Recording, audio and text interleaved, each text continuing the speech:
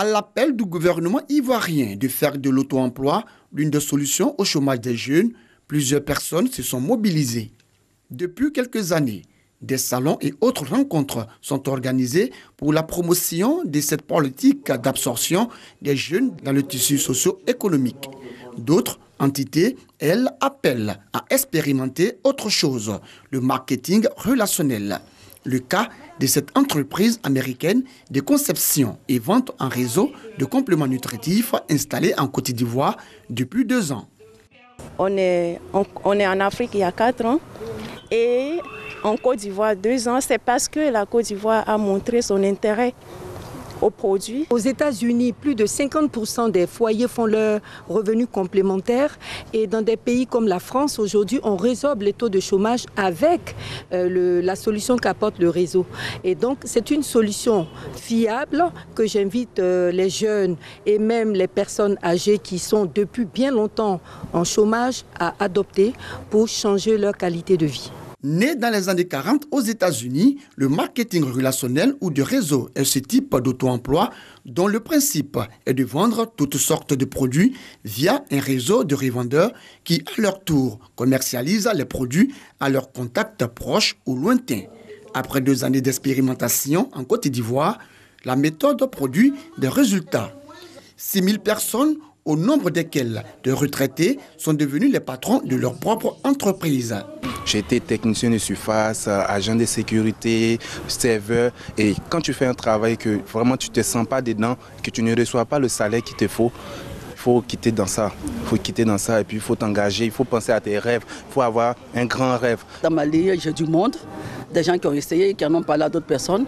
Et quand vous avez du monde comme ça, que ça évolue, vous montez en rang et je suis monté il y a environ 3 mois. Donc le salaire, vous voyez, c'est vous dites entre 1 800 000 2 millions. Comment résoudre l'épineuse question du chômage? L'État s'évertue à trouver la bonne réponse. Des privés aussi. Et le marketing relationnel se positionne comme l'une des réponses durables. Les mois à venir, cette société américaine entend organiser une grande rencontre pour marquer son engagement définitif à œuvrer auprès du gouvernement ivoirien dans le cadre de la lutte contre la pauvreté.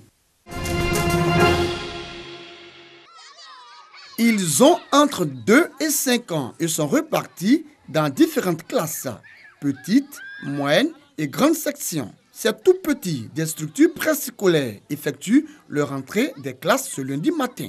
Centre de protection de la petite enfance, CPPE, d'Anono, dans la commune de Cocody. Il est 7h30. Les enfants sont regroupés pour une animation générale, question de leur permettre d'être en éveil tout le long de la journée.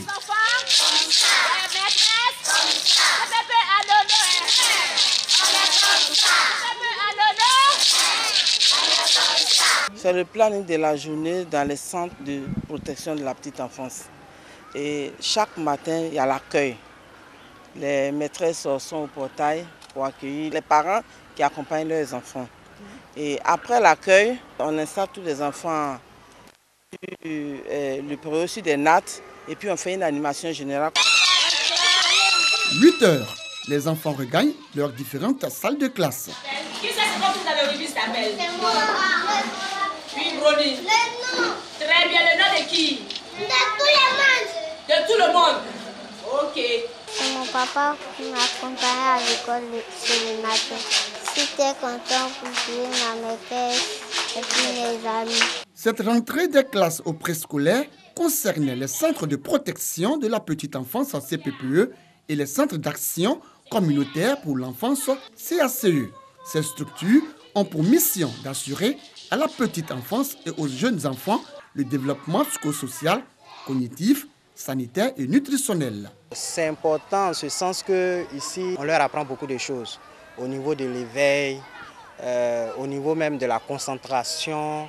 Et puis, avant qu'ils n'arrivent au CP1, je pense qu'ils savent beaucoup de choses. Il ne faut pas qu'un enfant de 2 à 5 ans soit hors du préscolaire. L'année 2018-2019, c'est la qualité et la prise en charge de tous les enfants de 2 à 5 ans sur instruction de Madame la ministre, le professeur Bakayoko Liramata. Nous souhaitons une année scolaire fructueuse, réussie pour l'Ivoirien nouveau que sont ces enfants inscrits dans nos structures. Une école de qualité accessible pour chaque enfant, c'est le thème choisi pour cette rentrée des classes 2018-2019 des établissements préscolaires.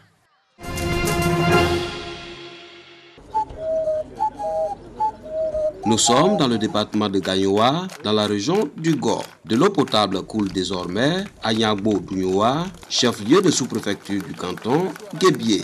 Le premier château d'eau de ce canton est inauguré par le ministre des Transports, Amadou Koné. C'est vraiment avec beaucoup de fierté que je me retrouve ici, donc aujourd'hui, dans le canton Guébié, pour donner de l'eau au nom du Premier ministre, au nom du Président de la République, à nos parents donc d'ici. Parce que pas concevable qu'après autant d'années, que nous ayons près de 15 000 personnes donc, qui vivent dans le canton Guébié, qui n'ont ni eau, ni route. Et le Premier ministre donc, a demandé donc, au gouvernement donc, de tout mettre en œuvre pour que les populations d'ici aient de l'eau. Les populations de la sous-préfecture de Nyagbo-Dounioua ont donc accès à l'eau potable dans leur foyer, une première dans cette localité, 58 ans après l'indépendance de la Côte d'Ivoire. Cela grâce au président de la République, Alassane Ouattara. Le chef de canton Guébié ne peut que se réjouir. L'eau est source de vie. Les populations du Guébié dans leur ensemble. Toutes les communautés qui vivent ici sont heureuses de bénéficier de ce château d'eau. Donc nous sommes très heureux et nous pensons que nous sommes en train de renaître. Dans le canton Guébié, plusieurs actions de développement ont été réalisées par le gouvernement ivoirien, entre autres le reprofilage des routes et la construction de plusieurs infrastructures scolaires et sanitaires au profit des populations. Dans la province de Bassora, le palmier a toujours été roi. Il faisait vivre agriculture et commerce. Au gré des guerres, le nombre de palmiers a fondu et les canaux d'irrigation se sont transformés en égouts à ciel ouvert. Pour faire face à la pénurie, les commerçants se sont tournés vers la concurrence régionale. En Irak, les dattes sont complètement mortes, car l'eau qui irrigue les terres agricoles est salée. Par conséquent, les dattes rapetissent. Les dattes que nous recevons d'autres pays sont, elles, énormes. Comble de l'ironie, la plupart des dattes importées sont issues des tiges replantées dans le Golfe après avoir été achetées il y a quelques décennies en Irak. Pour les familles irakiennes, chaque repas doit contenir des dattes. Mais les dattes irakiennes sont de plus en plus chères et l'évolution des prix affecte les revenus des gens. Certaines familles n'ont pas les moyens d'acheter la quantité quotidienne des dattes dont elles ont besoin. L'arbre dont les fruits sont sur toutes les tables irakiennes est le symbole national du pays.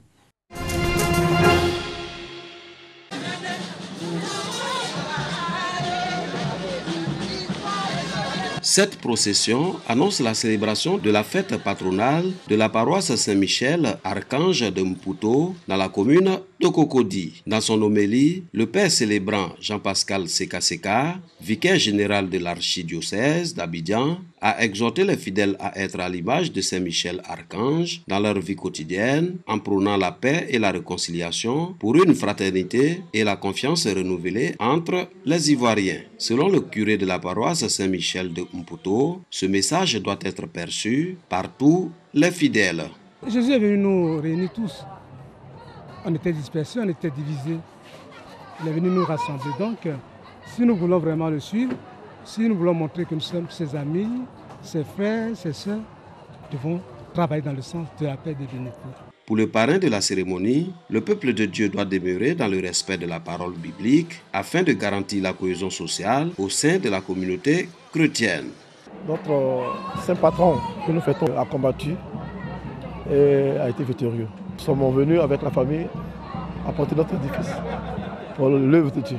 Avec la tension qui se présente à l'horizon à travers les différentes élections, que Dieu ait un regard sur la Côte d'Ivoire, qu'il envoie ses archanges aussi intercéder, prier, nous aider à traverser toute cette turbulence.